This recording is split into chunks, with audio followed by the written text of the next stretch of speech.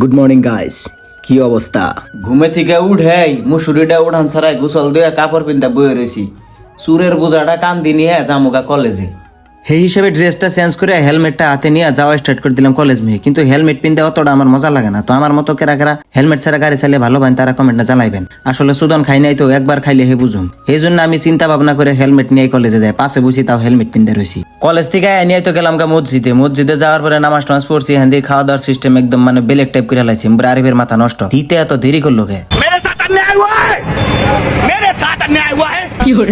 তো বইয়া থাকতে থাকতে দেখি আমাকে ডাক দিয়ে হালাইলো সেকেন্ড বৈঠকের জন্য। পরে যাই আমরা বইয়া পড়লাম আর কি। মসজিদের দিকে একখানে গেছিলাম টুর্নামেন্ট খেলিবেন নিয়ে। তো খেলিবার যায় না, তো জায়গা ডাগা খুবই ভালোই লাগলো আর কি। পরে একবার খেলা বইয়া এনজয় করলাম। নিজেরা বেট বল করবার গেলে তো ধরুন ভিডিও সিডিও পাওয়া যায় না, তো হিসেবে মাইসেরটা এনজয় করার নাকি। খেলা থেকে এনে গেছিলাম সবজি বাজারে, সবজি টবজি কিনবেন নিকে, মাছ কিনবেন নিকে। পরে মাছ কিনলাম, সবজি কিনলাম, আলু কিনলাম, বাগন কিনলাম, পেঁয়াজ কিনলাম, কাঁচামচ কিনলাম। পরে দোস্ত কইলো জানে সব ভিডিও দেখি। পরে কইলাম দেখুন যদি তেলে আমার একটা ডায়লগ কোন। পরে কইতাছে দেখুন, হ্যালো গাইস।